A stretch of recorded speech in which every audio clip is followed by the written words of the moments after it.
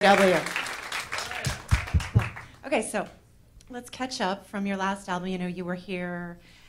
In fact, I think you debuted your live radio debut on KCRW in the U.S. a couple of years ago for Edward Sharpe and Magnetic Zeros. And so it looks to me like you have some new members since then. Yep. Yeah?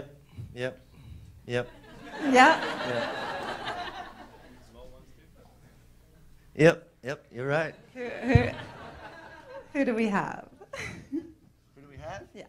Okay, well, I guess the newest in some ways is Aaron Artz over here on piano.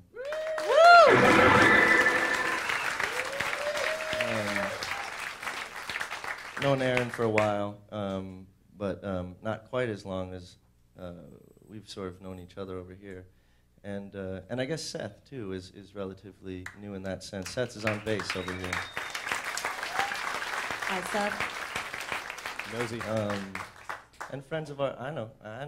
And friends, but, you know, we've known Mark for a long time, is sort of what I'm going to do. I'm going, you know, chronistically backwards. Mark Noseworthy over here on guitar, is, who we've known for a long time, been a friend, is playing guitar. And we have our really good friend, Crash Christopher, over here, singing with us. We try and get him to sing with us whenever he's available. He's got a job right now. We're trying to talk him out of that and get him to come along. And everyone else is from the, you know, the original gang. Cool. Yeah. Cool. So your first album was recorded in Laurel Canyon, which is kind of famous for exactly that, canyon rock, and you definitely achieved that on your last album. This one was recorded in Ojai. So how do you choose a place to record an album? Well, you know, you go on Craigslist and and you see what's going on.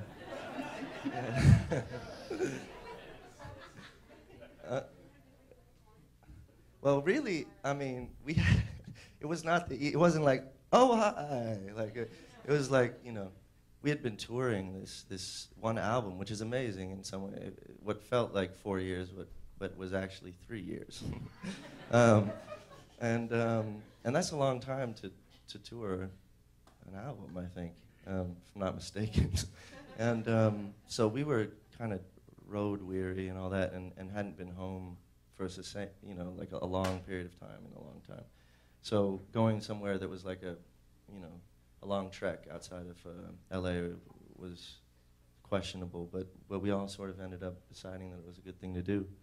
And I think once we did it, the benefits of it are that you aren't home. You're not in your sort of, you know, your distraction zone, and Ojai is a really beautiful place as well, with, you know, a lot of nature and all that, which is nice when you're sitting indoors, like in front of a computer screen or a desk or something for 24 hours. You can really focus. Yeah. Because it's Ojai and... Yeah, and when you go out, you get to breathe oxygen as opposed to... Yeah. So many microphones on stage and so many microphones that you must go through. Is it important to have everybody's voices heard? Yeah. It's very strange. Actually, we're trying to get better. We're really focusing. This album, we sang a lot together, much more than on the first album. So we're really putting a lot more focus into singing a lot more together, and just when we're hanging out, trying to just sing together, and that experience is really profound anyway, you know, singing. So yeah, it's kind of a good thing that we decided to, you know, it's funny because the first album was made in sort of sections, but this album was really made all at once in a way, and all together. How long? And all together. Yeah. Yeah. How long did it take? Well, it took about 6 months, 5 months, but if you include, we had a month in Bogalusa, Louisiana, which took a month as well. A couple songs were on that. But anyway, the point is now we're like a band. Over the last 3 years, we've become a band, so it makes more sense now to be sort of doing it together and singing together and all that. Mm-hmm. Yeah. So with so many members in your family of musicians, how does songwriting happen? How do you guys write? I mean, writing is always a somewhat personal experience, I think, you know? Even if you're in a group, like, you get this idea from somewhere, you know? And that's sort of like an intimate process, even if it happens just in a split second and then you share it immediately. It's usually like one person has this idea and then you build off that and you're inspired and you tap into the universe and you come back with something, you know. So it sort of still is individualistic in that sense, but now the sharing happens much quicker as opposed to, for instance, to me, like sitting with the song and then trying to work out everything or something like that. I just feel freer to come with that initial inspiration and sort of work things out together in a group sort of setting, you know.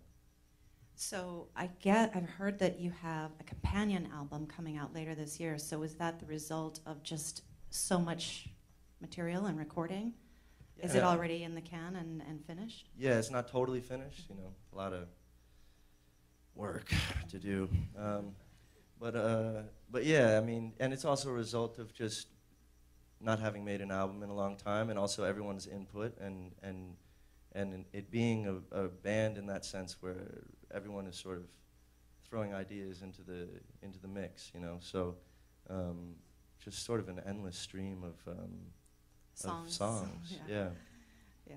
So this new album is called Here, and I'm feeling, you know, I feel a sense of home, family, community with all your music and connection. And in this title of the album too, Here, I get that vibe. What is the companion album going to be called? There? Well, that definitely is in the running. It's hard to say, you know. You know, looking back, I'd have been like, damn, we should have really thought this through, you know. But now you're kind of forced with like here, there. Like that's the only option you got. There might be, oh yeah, or we could now, here and now, right? But then I'm like, those hippies, you know. So it's a trap. But I think I like here and now actually. But then where's the and go? It's in between the albums. Yeah. Yeah, we could have, and now we are going to, and it's just a whole series of albums. And it's all just like little suffixes, and, you know, you're never really saying anything. Well, does Here have anything to do with home and community and that kind of thing, or is there a reason? Here. What's it all I don't know, about? it just sounds good. It sounds good. You hear, and it's here, you hear. I really don't know, honestly. Yeah. Oh, wait. I take it back. I do know. It's the album cover is sort of a divided scene, sea and sky, and sort of like speaks to the idea of duality and the idea that is ever present, like, you know, well, you can't have good without bad, so which always pisses me off. And you know, but hey, there is light. Light doesn't need shadow to exist. I'm just going to throw that out there. Shadow does need light to exist. Just want to throw that out there. Anyway, the point is that then in the center of the album, cutting up that division is just a circle of rainbow. And the idea that that's where sort of creation comes from is neither here nor there. It's just like, you know, wow, shit, I just blew it.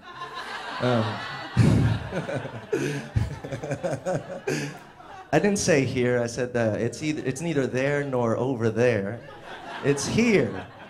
And here being the part that divides the two sides and is the sort of the sprout of you know, the in-between and the everything else, and you know, the multicolored rainbow. Okay, cool. Awesome. All right.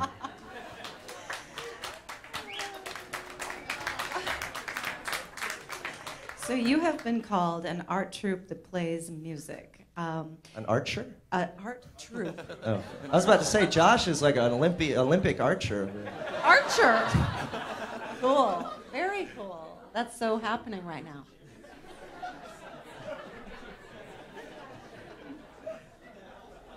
But do you guys consider yourselves artists in other ways besides music? I know poetry and deep thinking, for sure. Of course.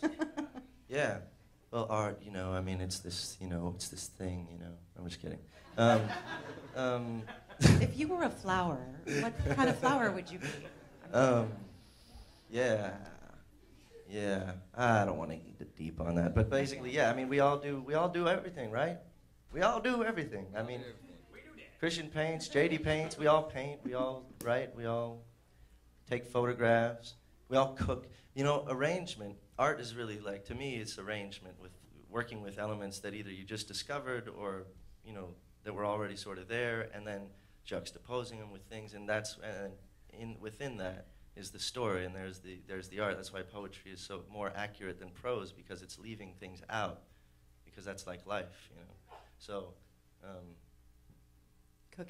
cooking, for instance, you leave out the salt and you imagine it, you know, and it's so much better. Try it. Just kidding. Just kidding. It's horrible. It's absolutely horrible.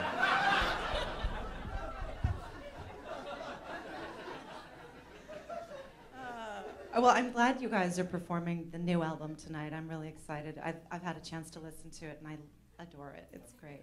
And so Man on Fire is the first single. So how do you choose a single, and what is the meaning of Man on Fire? That was the first song that they played tonight.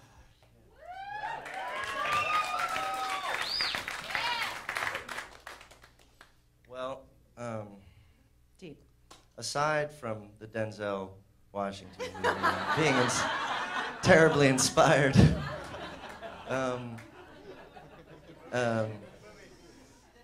underrated. I was sitting at home one day, feeling that sort of angst and rebelliousness against that whole sort of, well, it's a dog-eat-dog world, son, and blah, blah, blah. And also feeling sort of at the end of my rope in terms of social decor and just all of the weird stuff that goes along with coming to Earth. And I just want to make things better and strip myself of myself and expose my spirit and fly down the street, you know, and scream, you know. So that was sort of that's what it was about. It's just like that sort of willingness to self-destruct in the sense of allowing the facade to crumble and to just go ahead and be free and allow that to transcend the pain, the murder, the shame, the heartache, the rage, all that stuff that's mentioned in the song. Yeah. I'm probably almost out of time, but a couple more quick questions. Okay. So Home has become a classic love song, and it's a song that you would hear at a wedding. Your wedding, all right. So, how does it feel to have written such an iconic love song? I mean, what's that? I mean, for me, it's amazing to me, honestly.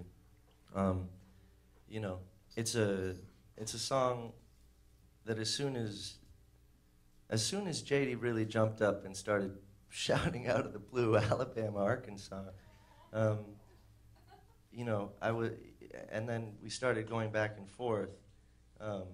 It instantly felt like a giant hole in music that at this time was suddenly revealed to me, and that we were giving something to that whole, a non-ironic, non-like blasé hipster, non-like, you know, back that thing up, like non, like